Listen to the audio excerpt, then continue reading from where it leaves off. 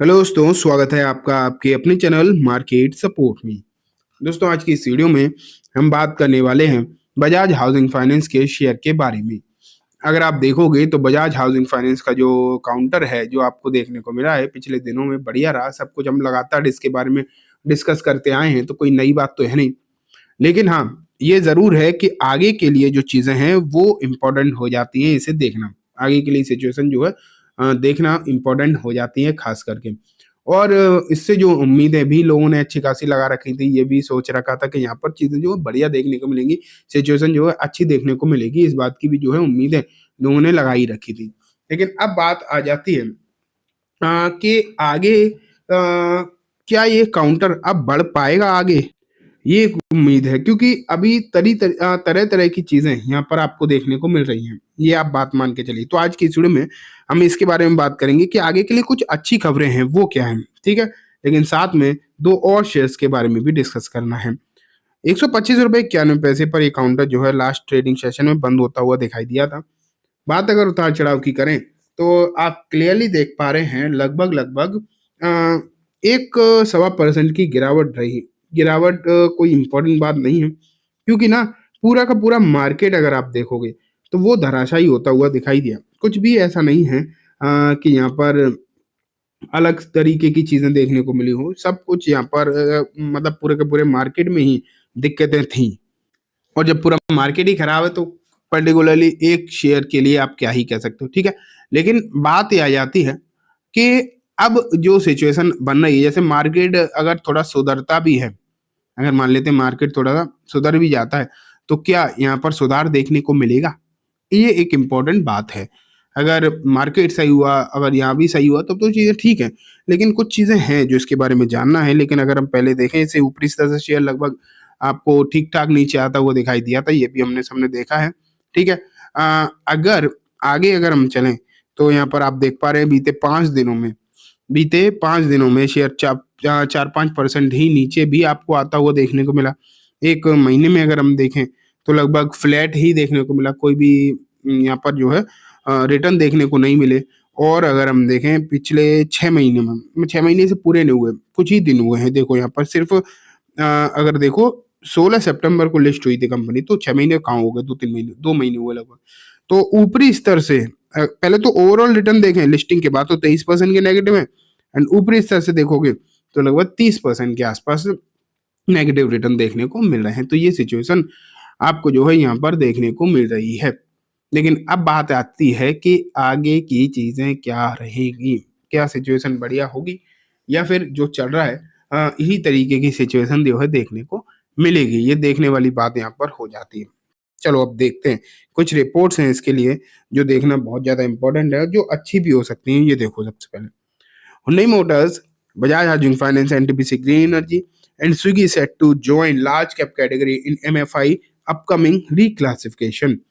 तो MFI का reclassification आने वाला है कुछ ही समय में, जल्दी ही आप देखेंगे, ठीक है?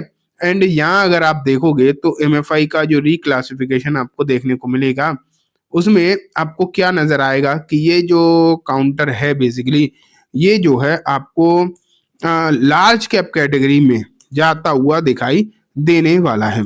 जहाँ अगर लार्ज कैप कैटेगरी में ये जाएगा, तो इसके जो है फ़र्क भी बहुत ज़्यादा पड़ते हैं। बहुत सारे लोगों को लगता है कि इससे फ़र्क क्या ही पड़ जाएगा। तो इसका डेफ़िनिटली अगर आप देखोगे तो फ़र्क पड़ता है।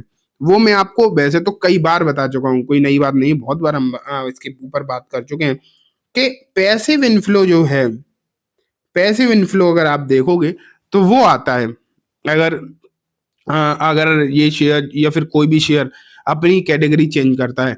अगर ऊपर की कैटेगरी से नीचे आता है घटकर, तो ये पैसिव इन्फ्लो है, उसके चांसेस थोड़े से कम हो जाते हैं कि हो सकता है पैसिव इन्फ्लो थोड़ा सा घट जाए।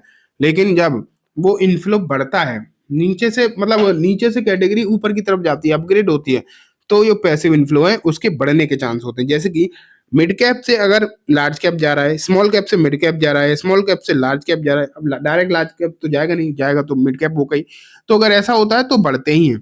लेकिन अब यहाँ अगर हम बात करें तो इसमें कोई भी स्मॉल कैप वगैरह नहीं, क्योंकि ये इसकी लिस्टिंग अभी-अभी हुई है कुछ दिन पहले ही।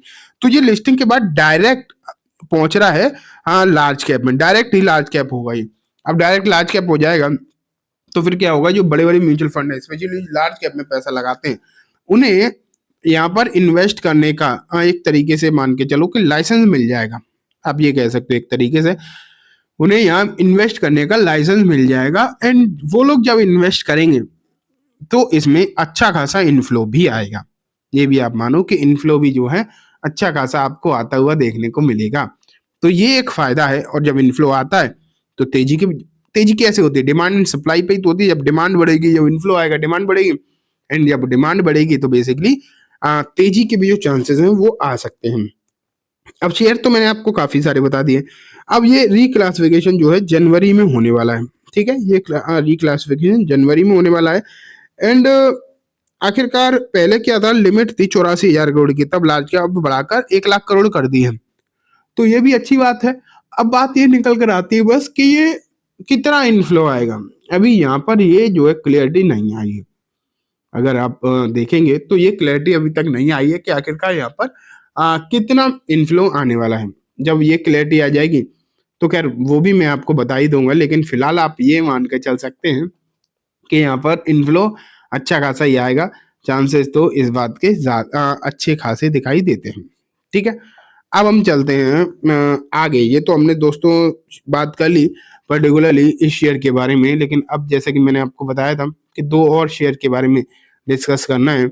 अब चलो देखते हैं कि कौन कौन से वो 2 शेयर्स हैं। तो दोस्तों ये नेक्स्ट शेयर है ना, उसका नाम है एनएमडीसी। अगर आप देखोगे तो एनएमडीसी में भी पिछले कुछ दिनों में दिक्कतें तो काफ़ी थी हैं, लेकिन फिर भी कल का जो माहौल था मार्केट के हिसाब से इस शेयर में कम गिरावट हुई। लेकिन यहाँ कंपनी ने बोनस डिक्लेयर कर दिया है। एंड बोनस का रेशियो है दोस्तों 2:1 का। एंड इसकी जो रिकॉर्ड डेट है वो भी आ गई है, वो है दोस्तों 27 दिसंबर की। ठीक है, तो एनएमडीसी शेयर कोई ऐसा नहीं है जिसके बारे में आप जानते ना हो। सब लोग अपनी शेयर के बारे में जानते ही बेसिकली। एंड इसमें जो बोनस का हालचाल है वो भी मैंने आपको बता दिया। अब लास्ट में हम बात करते हैं एक डिविडेंड वाले शेयर के बारे में जिसका नाम है 1 सेकेंड, वेदांता। वेदांता ने इसके बारे में आप ये तो जानते ही हो कि लगातार डिविडेंड ये देती है कंपनी। एंड फिलहाल जो है इसने डिविडेंड अनाउंस किया है, लगभग उसका अमाउंट है 8.5 रुपये पर शेयर का। ठीक है, एंड इसकी जो रिकॉर्ड डेट है वो है 27 दिसंबर 2024। तो चलिए दोस्तों, आज की इस वीडियो में बस इतना ही। उम्मीद है वीडियो पसंद आई होगी। वीडियो अच्छी लगी हो तो इसे लाइक करना, चैनल को भी जरूर सब्सक्राइब करना, जाते थे बेल आइकन भी दबाना, जिससे कि जब भी मैं कोई नई वीडियो डालूं आपके पास नोटिफिकेशन सबसे पहले आ जाए। इन दोस्तों वीडियो सिर्फ और सिर्फ एजुकेशन इन्फॉर्मेशन पर्पस है, तो इस किसी भी तरीके की बाइंग सेलिंग की रिकमेंडेशन के तौर पर बिल्कुल भी ना देखें। Thank you.